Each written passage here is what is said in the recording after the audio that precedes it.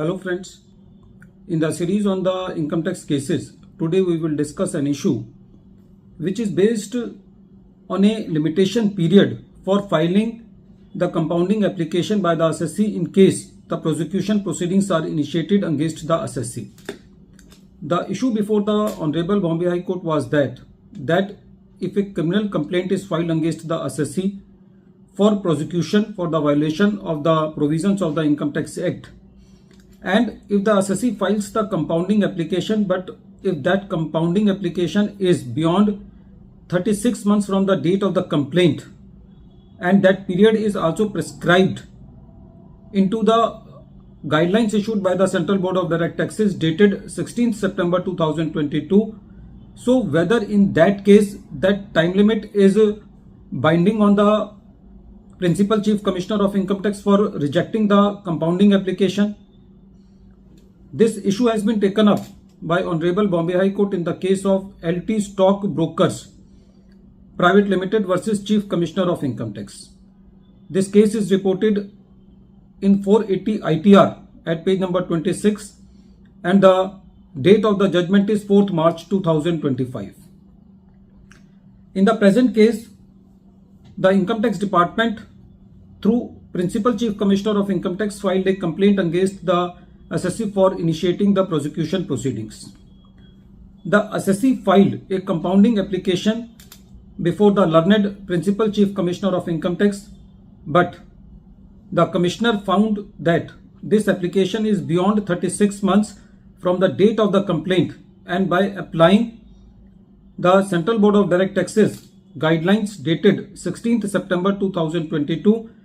the Commissioner rejected the compounding application on the basis of late filing of compounding application by the assessee. It was the plea of the assessee that there is no limitation period prescribed in the Act, and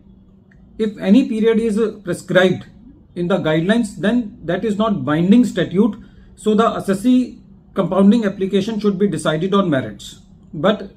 the compounding application was rejected on the limitation period. The assessee filed a writ petition before the Honorable Bombay High Court, and when the court heard the matter,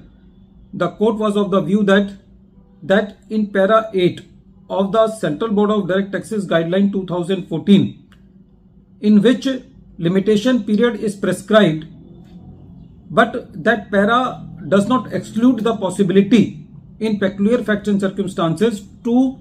allow the compounding application beyond the limitation period. The court said that the competent authority can exercise discretion and allow the compounding application even if it is not filed within 36 months from the date of the complaint. The court was of the very considered view that the Principal Chief Commissioner of Income Tax has treated the guidelines as a binding statute, which is not correct, and the PCCIT has exercised no discretion.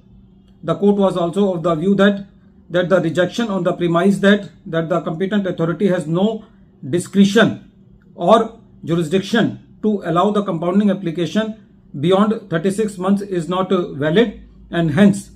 the rejection of the compounding application was set aside by the Bombay High Court, and matter was remanded back to the Principal Chief Commissioner of Income Tax to give its finding on the merits, and if the merits of the case allows, then the compounding application of the assessee should not be rejected. In the nutshell, the court was of the view that simply because the compounding application is filed beyond 36 months should not be rejected. If the Principal Chief Commissioner of Income Tax finds that there is merit in allowing the compounding application on the peculiar facts and circumstances of the case, then in that case the compounding application of the assessee should be accepted. Friends, this case is very important because sometimes there is no limitation prescribed in the statute,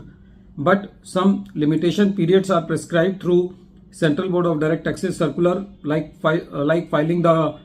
condonation application according to section 119 subsection 2 clause B, and filing the compounding application according to the Central Board of Direct Taxes guidelines 16 September 2022. So in all those cases, those guidelines are only for the directory nature, and they should not be of a binding nature like they are provided in the Act. At the end of this video, once again I am repeating the name of the case. The name of the case is LT Stock Brokers Private Limited versus Chief Commissioner of Income Tax, and this case is reported in 480 ITR page number 26, and the date of the judgment is 4th March 2025. Thank you, friends.